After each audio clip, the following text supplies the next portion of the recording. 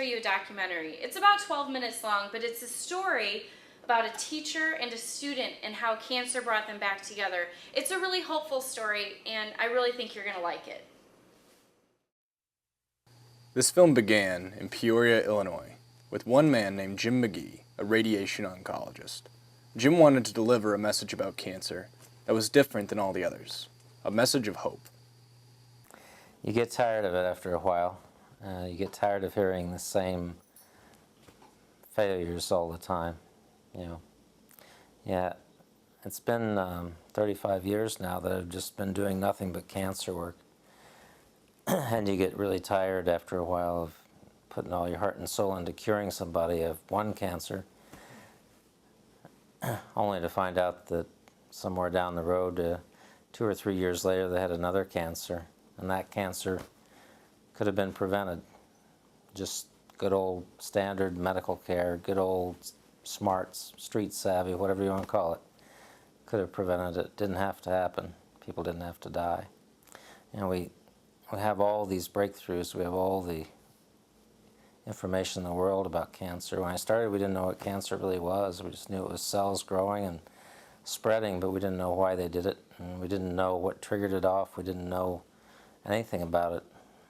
And I went into radiation medicine because we knew that radiation worked against most cancers, but we really didn't know all the interactions. We didn't have really any good sense of things, and everything's changed, and it's changed 2 or 3 times with every cancer over the years.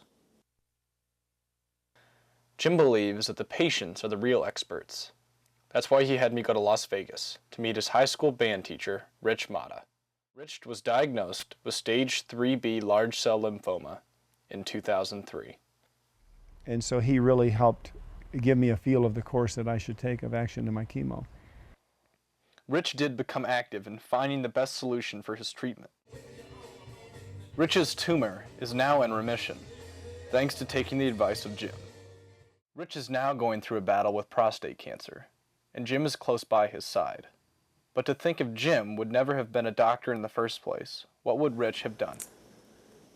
1966 and 1967, when Rich was my high school band teacher, you have to remember that we were in a farm town in central Illinois that was a fairly poor community, and none of us really had much hope of ever becoming anything.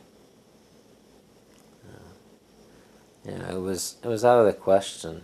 It was just out of the question to think that, you know, growing up on a small farm with no resources, that you could go to medical school, that you could work in a mission hospital in Africa for a year, that you could do a fellowship in France, that you could become chairman of the State Board of Health, that you could get a degree from Harvard and give a commencement speech at Harvard as a student. Just that stuff couldn't happen. You couldn't dream it. You couldn't make it up. And Rich came in, and he was only there in my last year of high school. And I was just a kid playing a little piano in the jazz band, and Rich came in and had a fundamental message, and that is that, you know what, you guys are as good as anybody.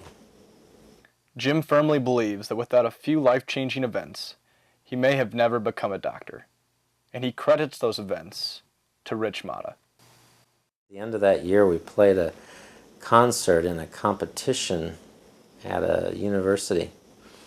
We had never gone anywhere before to play in a competition.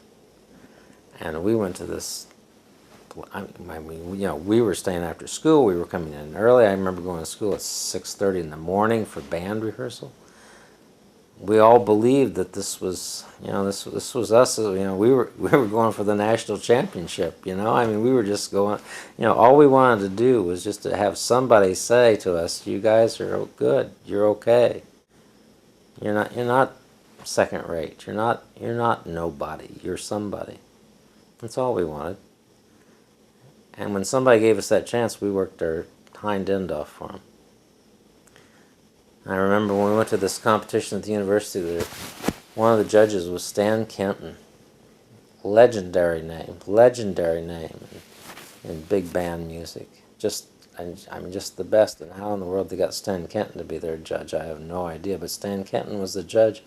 And at the end of the day, we got a great score from Stan Kenton, who wrote on the judging sheet, "Nice piano." I mean, nice piano. Stan Kenton wrote on a judge sheet, "Nice piano." I couldn't believe it. It made my life. Gave me everything I needed from then on in to say, lightning can strike. I can achieve. I can do something. Without Rich Mata, Stan Kenton would have never said "nice piano" on the judging sheet. I would have never had the courage to apply to medical school. I would have never had the life that I had. He's my hero. Hoping you enjoyed this documentary. I'm really honored that Jim chose to recognize the effect I had on his life.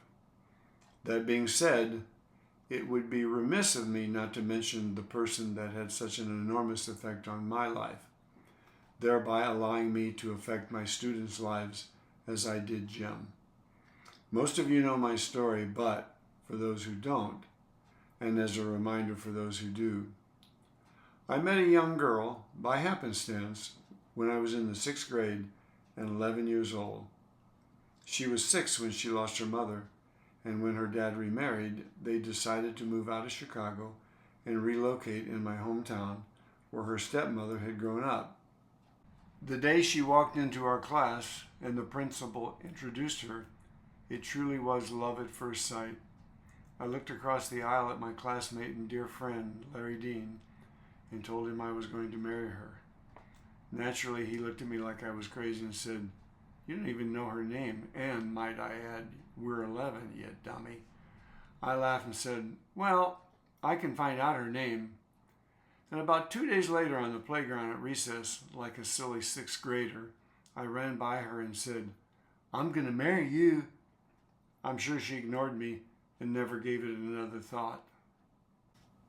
To continue the saga, I was around her every moment that I could manage and was totally mesmerized with her.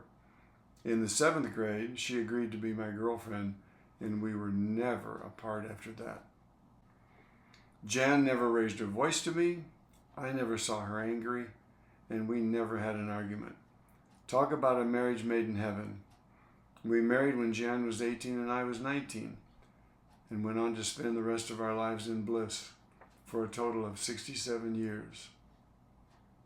Due to the harmony in our lives, the love and support she gave me, it was her effect on me that made it possible for me to pass on that love and support to my students.